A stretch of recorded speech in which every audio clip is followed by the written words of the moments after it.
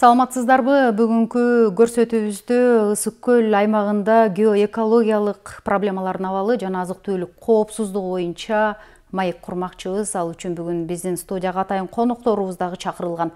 Тааныштырып кетейин. Акматалиев Жыргалбек Токонович Касым Тыныстанов атындагы Ысык көл мамлекеттик университетинин табигый илимдер кафедрасынын ага окутуучусу жана Кыргызстан улуттук жазуучулар союзунун мүчөсү. Андан кийинки коногубуз Күрөнкеев Төлөмүш Калиевич Касым Тыныстанов атындагы Ысык көл мамлекеттик университетинин табигый илимдер кафедрасынын ага окутуучусу. Саламатсыздарбы, урматтуу коноктор? Студиябызга кош келипсиздер. Анан эми азыр биздин Ысык көл өрүнүндөгү ушул экологиялык абалдарга кайрылаардан мурун алгач мына быйылкы жыл 2022 жыл бул тоо экосистемаларын коргоо жана климаттык туруктуулук жылы деп өлкө башчыбыз жары салып салды. Баягы убакыт зымырык куш демекчи ментип күз ал бүткөн соң кыш келип бул жылды жыйынтыктай турган убакыттагы жакындап калды. Андыктан быйылкы ушул тоо экосистемаларын коргоо жана климаттык туруктуулук жылы кандай болду? Бул жылдын алкагында биздин көл аймагында кандай иштер жүрдү? Эң олу ушул туурасына токтолуп кетсеңиздер. Чындыгында быйылкы жыл аябагандай жакшы жарыяланды. Негизи табиятты сактамайынча өлкөнүн дагы келечеги жок болуп калат. Себеби дегенде табигый ресурстарды, ушу табияттагы болгон ушул табигый байлыктардын баарын сактоо бул мамлекеттин өнүгүшүнүн бирден бир максаты болуш керек да. Анан кыргызда жакшы сөз бар, эл башы болгончо суу башы бол деп. Мына мөңгүлөрдөн баштап агын суулар, көлдөр, ошондой эле ушу жалпы жаратылыш баардыгын тең комплекстүү сактоо ушул ар бир жарандын милдети болуш керек. Биз эми баягы мугалим болгондон кийин окуучуларга, ошол өзүбүздүн чөйрөдөгү адамдарга дайыма ошол табиятты сактайлы, табиятты сактоонун кандай жолдору бар жана башка ушул сыяктуу маселелерди дайыма көтөрүп, дайыма айтып келебиз. Анан ушул мамлекетте аябагандай жакшы, менин оюмча, ушул табиятты сактоо боюнча жакшы иштер жүргүзүлүп жатат. Көптөгөн коомдук уюмдар, коомдук фонддор дагы иш жүргүзүп атышат. Ысык көлдүн биосферасын сактоо боюнча да бир топ иштер жүргүзүлүп атат. Анан менин оюмча жыл жакшы эле болот болуш керек. Дүйнө жүзүндө мына глобалдык температура өзгөрүп, мөңгүлөр эрип, ошол суулар азайып атат. Мына жай мезгилинде суунун тартыштыгы баарыбызга белгилүү болуп турат, аны баарыбыз баштан кечирип атабыз. Анан ушул суу маселесинде аны үнөмдүү туура пайдалануу жаатында кандай иштер жүрүп атат деги эле биз эмнени эске алышыбыз керек, Төлөмүш Калиевич? Сурооңуз аябай актуалдуу болду. Кийинки мезгилдерде акыркы 10 жылдыкта, 20 жылдыкта деги эле 20-кылымда, экинчи жарымда сууну аябай активдүү пайдалангандыктан ушул суу маселеси келип чыгып атат.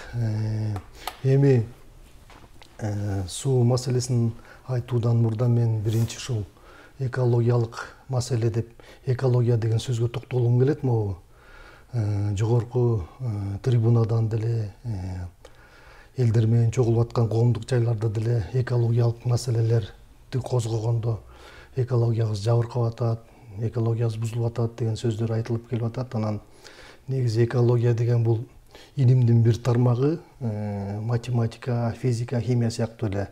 Ошондуктан жаратылыш жабыркап атат, жаратылышта проблемалар курчуп атат жана экологиялык көйгөйлөр көтөрүлүп атат деп айтуу туура болот деп мен эсептейм. Анан мындан сырткары эми акыркы жылдагы иштерди айтсак, биз негизи Кыргызстан негизи агрардык мамлекет болгонуна байланыштуу сууга өзгөчө айыл чарбасында сугат сууларга аябай көз карандыбыз. Советтер Союзу мезгилинен кийин ушул тармакка көңүл бурулбай, азыркы мезгилде өтө оор акыбалга келип калган суу маселеси. Анан быйылкы жылы өтө чоң көңүл бурулуп, мисалы үчүн Кыргызстан боюнча мурда болуп көрбөгөндөй акча каражаттары бөлүнүп, 1 миллиард 200 миллиондон ашык каражаттар бөлүнүп, аябай сууга чоң баягы көңүл бурулуп жатат. Мунун алкагында жакшы иштер жасалып, азыркы мезгилде жумуштар жүрүп атат. Негизи бул тоого биз тоолук болгондуктан, мисалы үчүн Кыргызстандын биз айтып 94% 1000 метрден жогору, 71% 2000 метрден жогору, ал эми 41% 3000 метрден жогору тургандыктан биз тоолуу мамлекетпиз.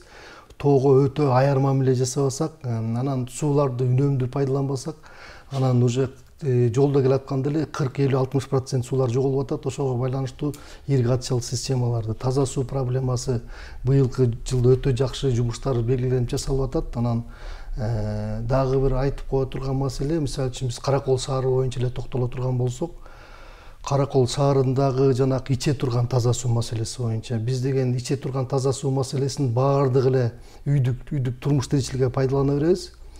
Ошо огородду сугарып, машинелер жууп дегендей мындай пайдалангандыктан, максатсыз пайдалангандыктан суулар кичине үнөмсүз кетип калат. Ошол маселелерди биз туура карашып, туура чечишибиз керек да. Андан тышкары эми ушул тоо экосистемаларына да өзүнүн чоң таасирин тийгизе турган нерсе бул кен байлыктарын казып алуу.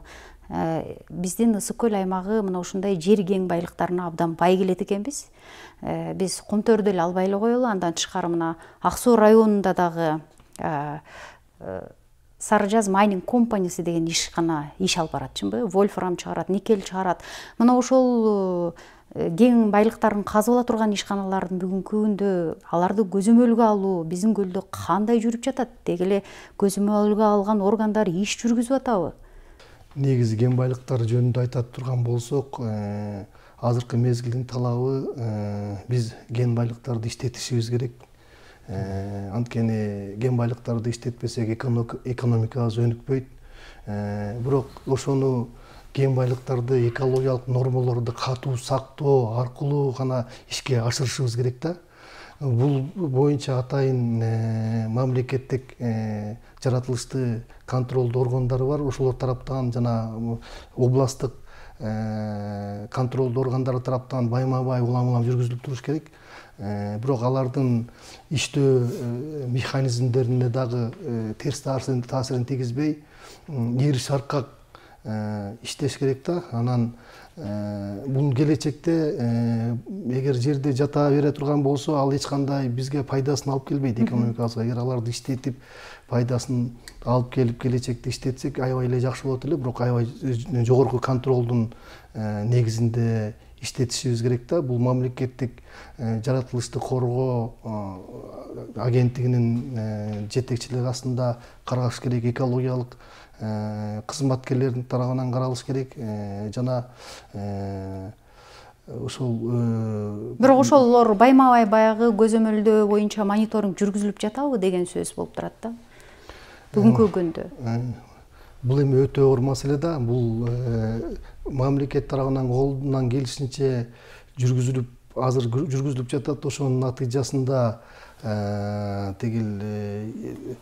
кээ бир мезгилдерде иштери да токтоп турганы бар. Ошол уруксаат ала албай, жанагы нормаларына жооп бере албай, анан колдон келишинче иш жүргүзүлүп жатат. Бирок эл иштеген жерде сөзсүз түрдө айлана чөйрөгө тийгизген таасир болот экен да. Сөзсүз түрдө таасир болот экен. Анан ошонун нормаларын ашырбай, контролдоп, азыр колдон келишинче жасалып жатат. Анан азыркы мезгилде өтө мындай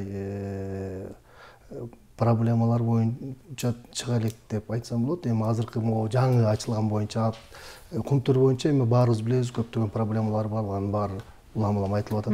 Анан эми ушул тоо экосистемаларын коргоо боюнча дагы өлкө башчысы жарылып койгондон кийин ошол жашыл мурас иш-чарасы ишке киришти.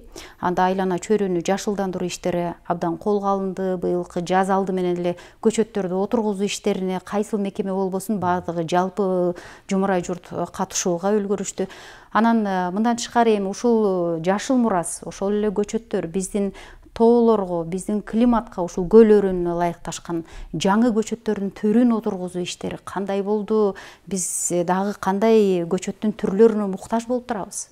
Биздин азыркы айыл чарба кызматкерлери, башкача айтканда айыл чарба тармагында жеке менчик ишкерлер аябагында жакшы иш жүргүзүп атышат.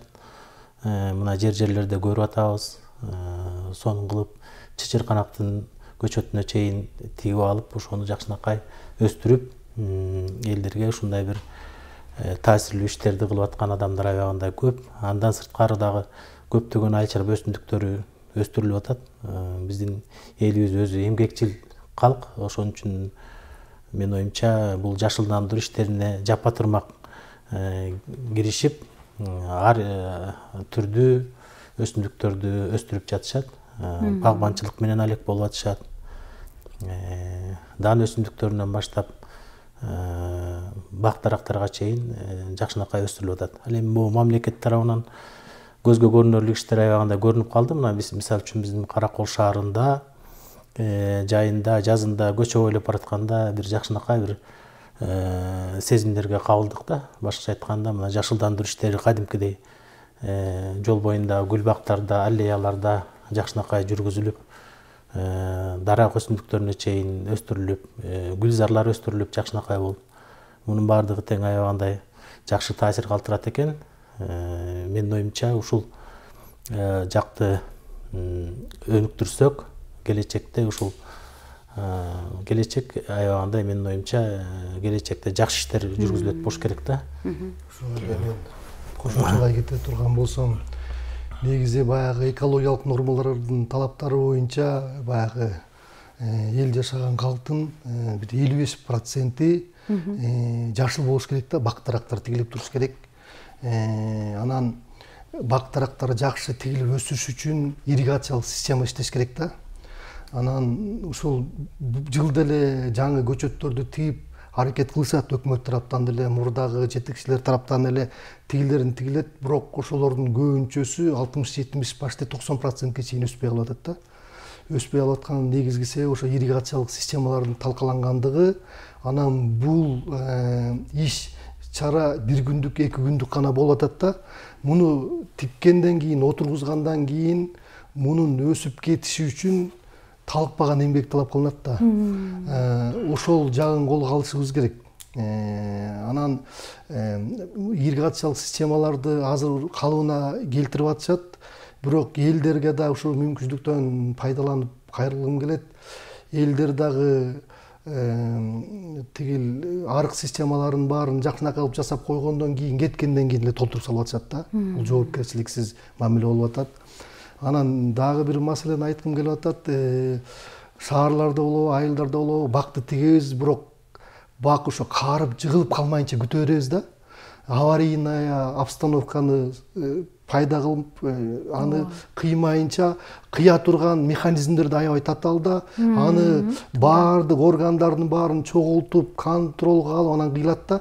Анан кээ бир бактардын, каарыган бактардын өңү эстетикалык көрүп бербей эле, тескерисинче наоборот ошо шаардын көркүнө жакшы сайкес келбей турат да. Ошондуктан биз эски каарыган жана бактардын баарын коркпой эле кыйышыбыз керек дагы. Жанына ирригациялык системаларды жакшыртып туруп, жаш бактарды отургузушубуз керек да. Жаш бак деген бул биологиялык зат айлануу процесси биринчи жакшы жүрөт, анда экинчи жагынан көрүк берет. Үчүнчү жагынан тамыр системасы өтө чоң эмес, тротуарларга, автомобиль жолдоруна зыян алып келбейт. Ошондуктан өтө чоң бактардын баарын алып, бат-баттан алмаштырып, жашылдандырып туруш керек да. Ошол учурда биз анын жаңы сортторуна, жаңы түрлөрүнө дагы басым жасашыбыз керек болуп турат да. Жаңы түрлөрүнө сөзсүз түрдө басым кылышыбыз керек. Анткени бул баягы шаарлар же болбосо айылдардын тегерегине биз мурда баягы ийне жалбырактууларды отургузуп келгенбиз, мына Караколдо. Анан тигил теректерди отургузуп келгенбиз. Бирок азыркы мезгилде жанагы жазы жалбырактуу бактарга да өтсөк болот. Анткени булар деген биринчиден экологиялык кызмат кылуусу же болбосо абаны тазартуусу берки бактарга караганда, берки ийне жалбырактууга караганда интенсивдүүлүгү жогору. Анан авариялык шарттарды көп жаратпайт. Анан үчүнчүдөн баягы жалбырактары көп түшүп шаарды булгайт дегенибиз менен жай мезгилинде топтолгон чаңдын баарын жанагы химиялык жактан зыяндуу заттардын баарын өзүнө соруп алып, анан ошо менен кошо түшүп абаны тазалоо маселелерине дагы көп салым кошот да. Ошондуктан жашылдандыруу маселеси боюнча ошол жаз жалбырактуу бактарды дагы активдүү пайдалансак болот, берки ийне жалбырактуулар менен кошо. Анан кичине үйдөн алысыраак кылып, аварийалык акыбалды түзбөгөндөй кылып туруп, жана теректерди отургузсак, бул дагы аябай сонун болот эле. Ошол бирок жаш бактар болсо аябай көрүп берет да, ошо жашартышыбыз керек. Ысык көлдүн экологиялык абалына дагы өзүнүн чоң таасирин тийгизип жаткан, ошол эле учурда орчундук орунду ээлеп турган бул кум жана шагыл чыгаруучу карьерлер болуп турат. Биздин ушул эле Караколдун айланасында эле 10го жакын карьерибиз бар экен. Мына ошол карьерди казып чыгарып аткан ишканалардын бүгүнкү күндө айрымдарында лицензиясы жок болуп, мыйзамды бузгандары катталып атат. Жана ошолордун баягы экологиялык жана санитардык кырдаалды эсепке албай казып жаткандарын унутпайбы. Деги эле ушул кум жана шагыл чыгарган карьерлердин экологияга тийгизген зыяны боюнча айта кетсеңиздер. Деги эле кен байлыктарды иштетүү, бул кен байлыктар бул түгөнүүчү ресурстар, кайра калыбына келе турган ресурстар болуп бөлүнөт да. Ал эми кум шагылдар бул бир түгөнсө кайра калыбына келбейт. Кайра калыбына келе турган, мисалы үчүн өсүмдүктөр келиши мүмкүн, жаныбарлар келиши мүмкүн. Ал эми кум шагыл бул бир казылып алынат, андан кийин анын ордун толтуруш аябагандай кыйын нерсе. Ошон үчүн мына кез келген жерден эле ошондой кум шагылдарды алып, бул кен байлыкты баягы туура эмес пайдалануу келечекте чоң экологиялык көйгөйлөрдү жаратат. Бул жер кыртышынын бузулушуна алып келет. Жердин эрозиясына алып келет. Ошо жер борпоң тектер, мисалы үчүн чополор бүт бар тең. Жерге суу сиңет, суу сиңгенден кийин ал жерден жер да көчүп кетиши мүмкүн. Чоң жанагындай рельефте өзгөрүүлөр болушу мүмкүн да. Ошон үчүн мындай иштерге өтө чебер мамиле кылыш керек, жана кум шагыл болсо дагы рационалдуу пайдаланганга аракет кылыш керек да.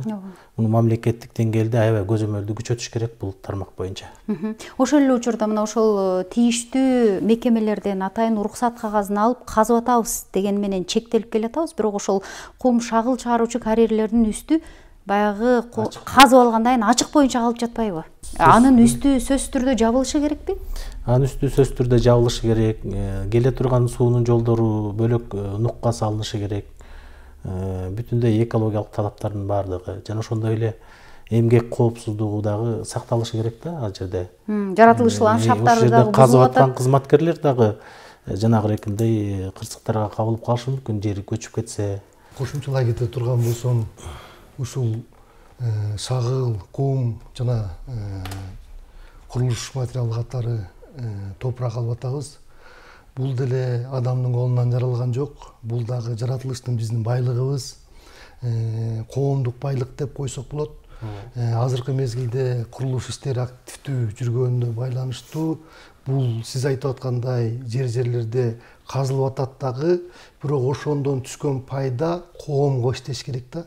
Жалпы коомдун жашоосун оңдогонго иштеш керек да.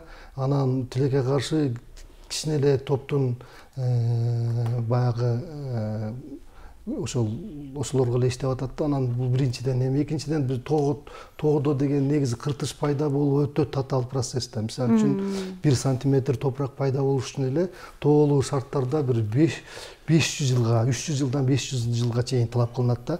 Анан сыртындагы кыртышты алып салгандан кийин калгандары деген шамал эрозиясына, суу эрозиясына туруксуз келип калат дагы. Бул жердеги жыргалагай айткандай, ар кандай рельефтин ошол кошуна турган айылдарга коркунуч туулган жагдайлар пайда болуп калышы мүмкүн да. Буларды аябай контролдош керек жана жалпы элге кызмат кылгандай кылып буруш керек да булардын. Демек биз жаратылыш ресурстарын пайдаланып атабыз, бирок аны кайра калыбына келтирүү ишин эске албай жатабыз. Ошолорду рекультивация кылышыбыз керек. Мисалы сиз айткандай алардын баарын эле ачып таштап сала турган болсо, ал бара деген эрозияга, аңдарга, жарларга айланып, анан сел көчүү коркунучу туулат да.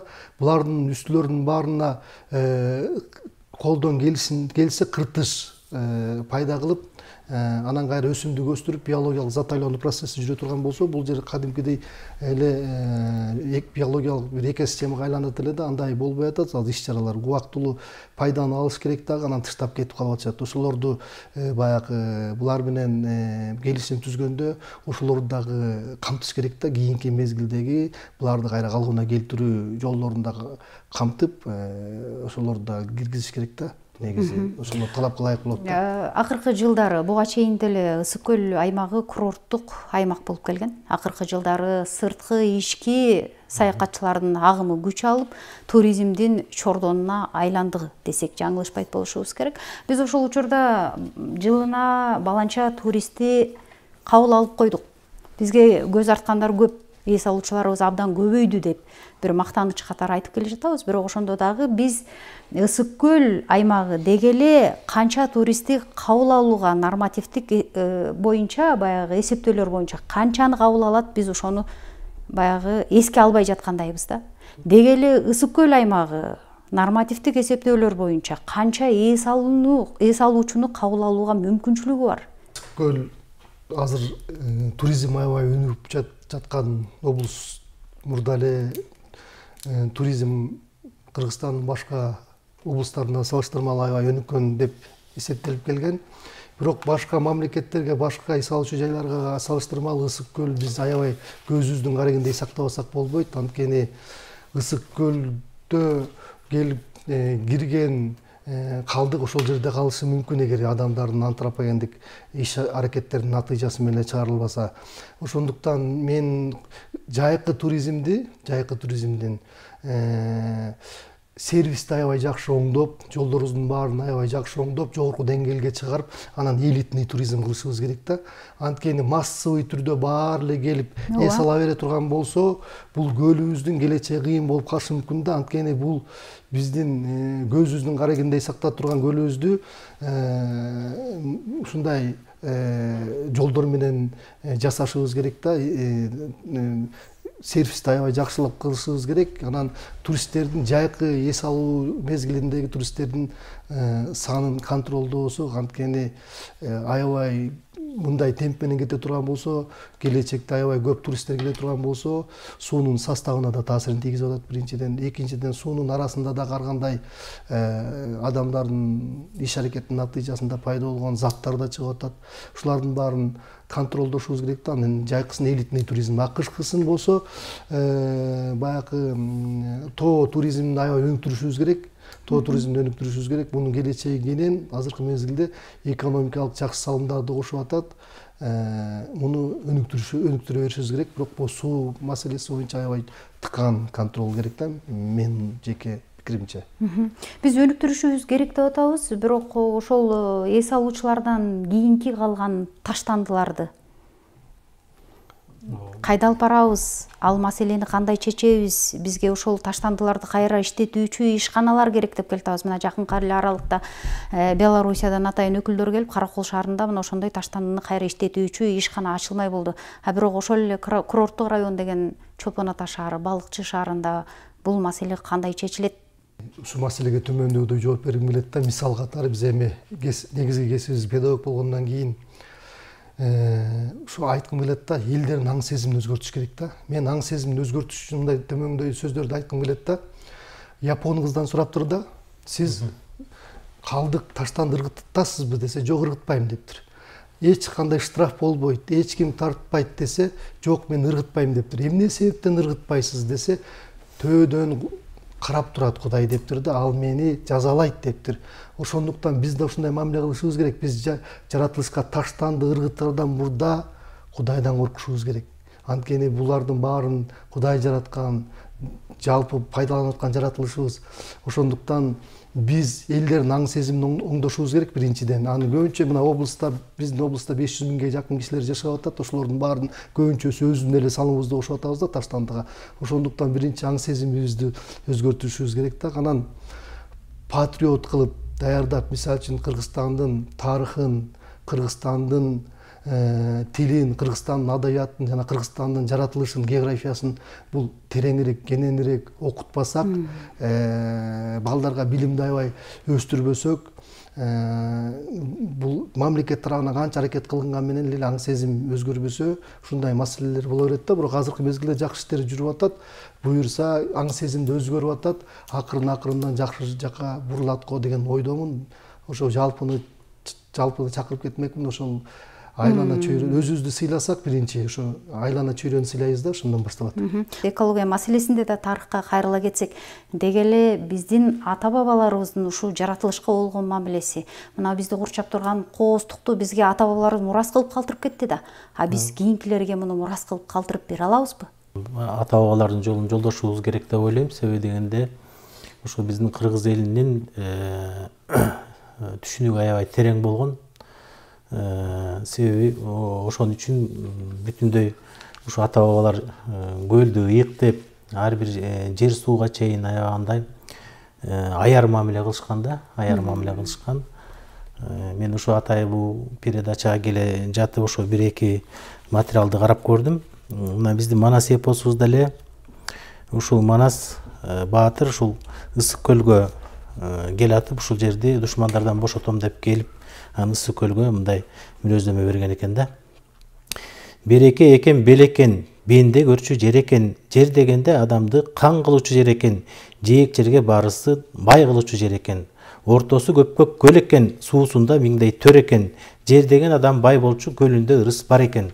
Боз мойнокчо дөбөчө, түшүп Манас жер чукуйт, касиеттүү жер экен, экели жерин оодарса, түгөнгүс алтын бар экен деп. Бул манасчылар мына ушул мен ойлойм, геологдор келелектен мурун эле ушул Ысык көлдүн алтын чыгарын ушул айтып жүрүшкөн окшойт да. Анан жаныбарым Ысык көл, жер соорусу турбайбы, жер деген киши тунбайбы, мындай кызык жер болбос, мындай кызык көл болбос. Будур бел экен, будурмактуу жер экен, будурмак келип туурулуп, будурдан бого куюлуп, жаткан экен жаныбар, будурдун чөбү суюлуп. Ар коктудан жаркырап, миңден булак куюлуп, өйүз бүйүз жери бар, ортосунда жайнаган соонун көпкөк көлү бар деп. Манаста айтып атат. Анан бул 19-кылымда улуу ойчул, акын, касиеттүү киши бул Калыгул Бай уулу Ысык көл жөнүндө мындай айтат да. Бул дагы бул Ысык көлдүн экологиясы да мындай айтканда. Күнгөйдөн агат миң булак, тескейден агат миң булак. Аягынан агып чыкпайт бир булак. Тегереги туюк, төбөсү бийик. Суу сайын нарын табак эти бар. Ысык көл бейиштин бир эшигидир. Кыш болуп кашкая суугу жок. Жай болуп катыра ысыгы жок. Ат жеткен жерде мындан артык кызыгы жок. Мактанып жер жетерби? Ысык көлдөн чыкпагыла балдар деп. Жана бир Ысык көлдүн кызгалдактары деген бир кинофильм бар. Ошондо көлдүн жээгине келип, карыя бети колун чайып, кадимкидей бетин жууйт да, Ысык көлгө барып, ошол мезгилде түшүп, аны тегерек жеттин булгамак турсун. Ушул жерге кадимкидей сыйынып турушкан экен да. Анан бул дагы чоң экологиялык, чоң элдик түшүнүк болуп эсептелинет. Өтө аяр мамиледе кылышкан. Өтө аяр мамиле кылышкан. Эми менин оюмча, биз ушуну келечек муунга мугалимдердин милдети жеткизишибиз керек. Ушул улуттук этно педагогика тармагында балдарга жеткизишибиз керек. Суу сыйлаган зор болор, суу кордогон кор болор деп мына Жеңиз Жок акын айтып өткөн. Дагы ушул сыяктуу жер сууну аябаганда коруп келишкен да. Анан ушу ата бабаларыбыз кенедей жер үчүн ушу кан төгүп, ушул жерди аябай ыйык сактап, урпактары үчүн кам көрүшкөн да. Мына ушундай маселеде, мына экологияда биз дагы ушу балдарга ушуну үйрөтүшүбүз керек да. Биз мугалим болгондон кийин биздин милдет ушуларга туура багыт беришибиз керек. Туура, рахмат. Мына жогоруда биз туризм жөнүндө сөз болуп калдык. Анан Төлөмүш Калиевич, сиз ушул сууга басым жасашыбыз керек, аны туура пайдаланышыбыз керек деп атасыз. Бирок ошол учурда эле ушул туризм менен байланышкан бул жер астынан чыккан ысык даарычылык касиети бар суулар. Ошонун ушул туризм тармагында пайдаланышы боюнча айта кетсеңиз. Ал кандай туура пайдаланып атабызбы биз ошону? Ал жерден пайдаланган суулар кайда кетип жатат? Аны ким көзөмөлдөшү керек? Анын канчалык санитардык экологиялык жактан туура пайдаланып атабыз? Мына ушул боюнча кеп салсаңыз. Аябай туура суроо болду. Азыркы мезгилдин эң актуалдуу маселелеринин бири Ысык көлдө уникалдуу ден соолукту калыбына келтире турган аябай даарычылык касиети аябай жогору биздин булактарыбыз бар. алардын кээ бир жерлеринде баягы курорттор салынган. Эми Советтер Союзу мезгилинде жакшы мамилелер кылынчы. Алардын саркынды сууларды иштете турган курулуштардын баары талапка ылайык иштеп жаткан. Анан ошо Советтер Союзу таркагандан кийин тилекке каршы алардын суунун дарылык касиети азыркы мезгилде аябай мурдагыдай эле жакшы, бирок үстүндө ушул адамдардын иш аракети талапка такыр жооп бербей атат да. Биринчиден ошо эс алуучу чет мамлекеттен алып келген эс алуучуга аякта биринчиден киргенде эле сервис такыр жок болот. Кээ бирлер талкаланып калды. Анан экинчиден ошол саркынды суу маселеси боюнча маселе бар, анткени алардын техникалык иштөө мөөнөтү бүткөн дагы аларды кайра жаңылаш керек да, жаңылап аларды кайра калыбына келтириш керек. Муну калыбына келтириш үчүн биринчи кирешелүү тармакка айландырышыбыз керек да.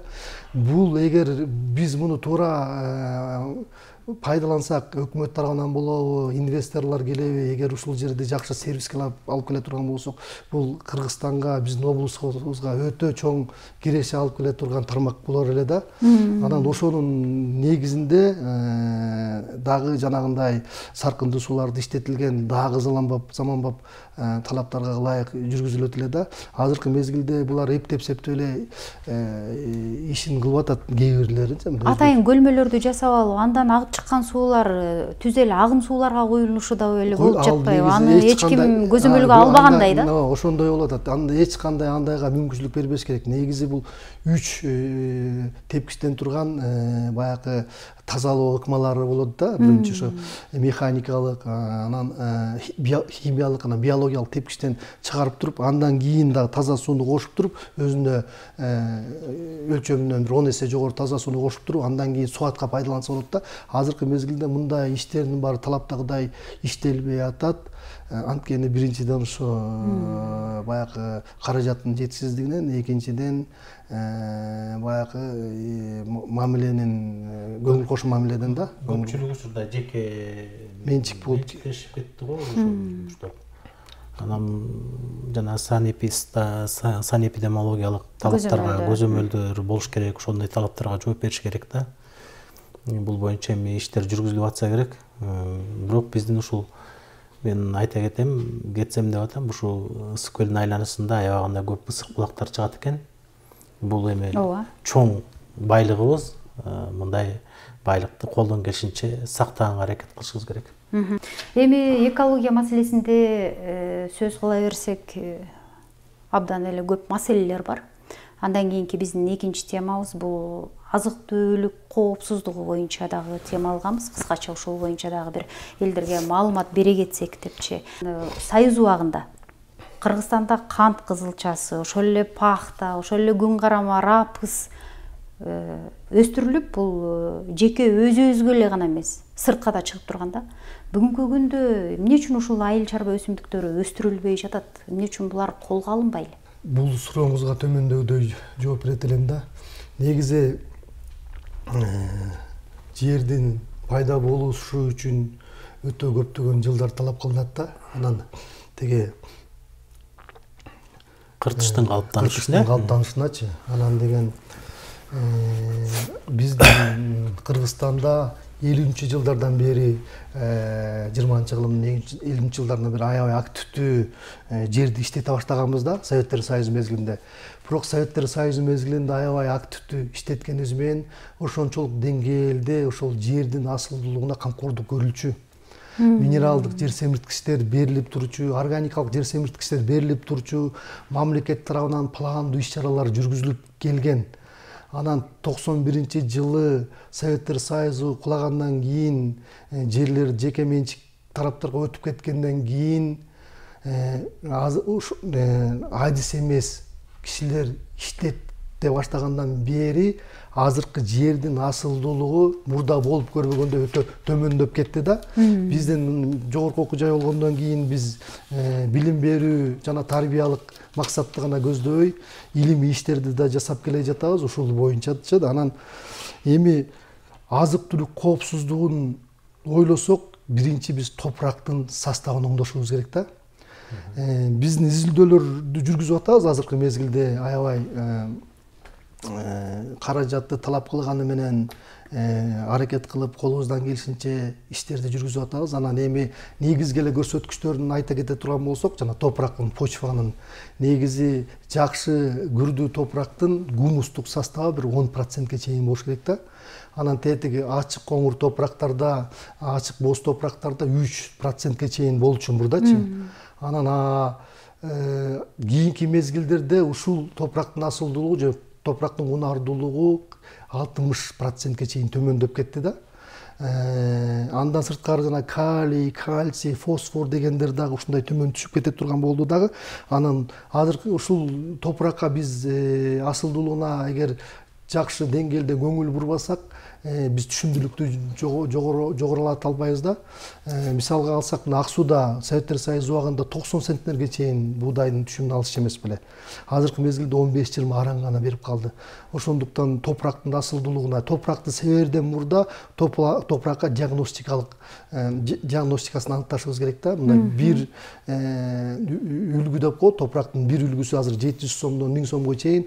Ошону алып барып үлгүлөрдөн өткөзүп, анан топурактын өзүнүн ден соолугун аныктап алып, андан кийин иш чараларды жүргүзсөк дейм да. Анан ошого эле улай айткым келип атат. Лабораторияларды ачышыбыз керек. Лицензияланган лабораториялар Бишкекте гана болуп жатат. Дыйкандарга жеткиликтүү кылып ар бир районго, ар бир облуска ачсак лабораторияларды, анан мамлекет тарабынан көзөмөлдөнүп арзаныраак кыла турган болсо, ошол себерден мурда диагностикасын жасап туруп, андан кийин себиш керек да. Алардын канча түшүмдүүлүгүн алыш үчүн диагностикасын жасашыбыз керек. Азыркы мезгилде андай иштер жүрбөй атат. Ошонун натыйжасында түшүм да аябай төмөндөп кетти. Азык түлүк биз деген азыр мактана албайбыз, анткени келечек муундарыбызга жакшы мурас өткөзө албай турган акыбалга келип баратабыз да. Ошондуктан муну кыргызча айтканда эсиң бар детегиңди жый дегендей, азыркы мезгилде жакшы иш чараларды кылбасак, мындан да катуу акыбалга келип калышыбыз мүмкүн да. Ошо дыйкан чарбачылыгынан сырткары мал чарбачылыгына да басым жасалып келет да. Биздеги ушул мал этинин баягы эң баалуулугу бул экологиялык жактан тазалыгы болуп атпайбы? Анан ушул баалуу продукцияны чет өлкөгө кантип жарыяласак болот? Чет өлкөгө импорттоо максатында кандай иштерди кылышыбыз керек? Экспортко чыгарууда. Биздин экологиялык жактан аябай жакшы продукцияны биз сыртка чыгара албай аткан себебибиз, биз деген муну кайра иштетишибиз керек да. Консервациялаш керек. Жанагы тушенкаларды чыгарып атат. Мисалы үчүн 1 килограмм эттин баасы 500 сомдон ашып атат азыркы күндө. Ал эми мына 100 грамм, 200 грамм тушенка эле дээрлик ошол 1 килограмм этке чейин тете болуп баратпайбы? Алардын ичинде жанагы өзүнүн ошондой заводдорду ачышыбыз керек. Бул биринчиден жаңы жумуш орундары, экинчиден налог, үчүнчүдөн ал сактоо жөндөмдүүлүгү да жогору. Анан каалаган чет мамлекеттерге экологиялык таза сертификаты менен биз сата турган болсок, азыр бүт мамлекет сатып алганга мүмкүнчүлүгү бар, бирок биз ошол жумуштарды кылышыбыз керек. Анан мындан сырткары жанагы эл аралык келишимдер аркылуу сатсак болот. Мына жакынкы мамлекеттерге эгер холодильниктерге жүктөп жеткизип ушундай шарттар боло турган болсо, эгер экономикалык жактан аларга ыңгайлуу боло турган болсо, ошондой жолдорду сүйлөшүшүбүз керек, активдүү ошондой жол. Кийинки жылдары ишкерлер балык чарбачылыгына дагы басым жасап атышат. Деги эле көл өрүндө ушул балык чарбачылыгынын потенциалы кандай? Көл өрөөндөгү ар бир эле бизнес эгер туура жолго коюлса, киреше алып келе турган болсо, анын келечеги аябай жакшы. Ысык көл Кыргызстанга эмнеси менен белгилүү? Ысык көл Кыргызстанга өзүнүн илгерки чабак балыктары менен, анын бул дүйнөдө андай даамдуу жакшы балыктардын бири да. Анан ошолорду биз ошолор аркылуу биз акча каражаттарын тапсак болот да, бирок бул көзөмөл аркылуу, көзөмөл жана садковое хозяйство деп атат, ошолордон өстүрүп сатып сыртка, анан ресторандарды кылып, эгер бул жолду жолго койсок, бул келечекте киреше алып келген эле жакшы чарба. Муну өнүктүрүшүбүз керек. Потенциалы жогору. Потенциалы жогору. Эгер браконьерствого барбашыбыз керек, муну өстүрүш керек. Анан кайра ошону ушул туристтерге пайдаланып, жергиликтүү элдерге пайдаланып сатса, бул аябай эле жакшы келечектеги иш чара да. Мындан тышкары дагы бал чарбачылыгы дагы абдан өнүгүп келе жатат. Биздин көлдөм балдарын чет мамлекетте ушундай баалап атат, экспортко чыгарып атабыз деген дагы маалыматтар кеңири жайылуу да. Анан акыркы жылдары бул бал чарбачылыгында ар кандай долбоорлор менен аял затын дагы окуткандар көп болуп атат. Деги эле мунун жыйынтыгы кандай болду? Чындыгында эле биз бал чарбачылыгына да өтсөк болобу? Себеби дегенде бул экологияны сактаганга да аябагандай жакшы шарт түзөт. Арлары мисалы үчүн табиятка зыяны тийбейт.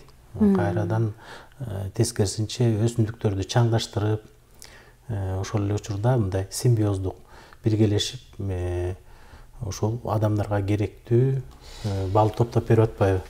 Анан бул келечектүү аябагандай жакшы тармак. Биздин аймактагы тоолуу аймак, ошол эле учурда өсүмдүктөр дүйнөсүнө өзгөчө бай. Табигый өсүмдүктөрдөн бал алуу бул аябагандай келечекте аябагандай жакшы натыйжаларды бере турган тармак болуп эсептелинет. Мындан сырткары ушул ары өстүрүп, ошол апитерапия деп коет экен. Ары менен дарылоо иштерин жүргүзүп жүрүшөт. Атайы адистер бар экен. Бул да мына карабайсызбы, керек болсо ден соолукка чейин пайдалуу экен да. Анан ошо дары менен чактырып, кадимкидей муундары ооруган адамдарды, нервтери ооруган адамдарды кадимкидей дарылашат экен.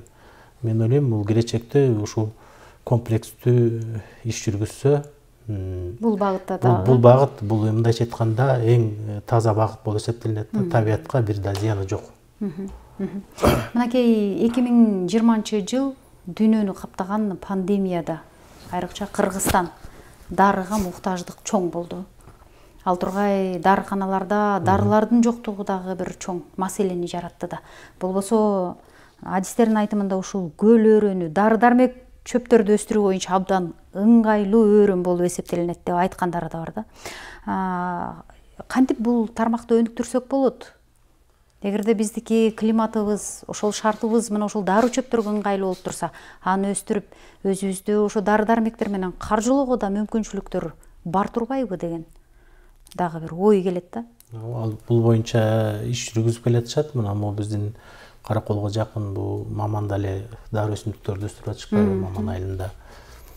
Бул эми бирок эми алар аз санда гана болуп атат. Муну жалпы эл колго алса, мунун да алармандары болуш керек да, дары өсүмдүктөрдү.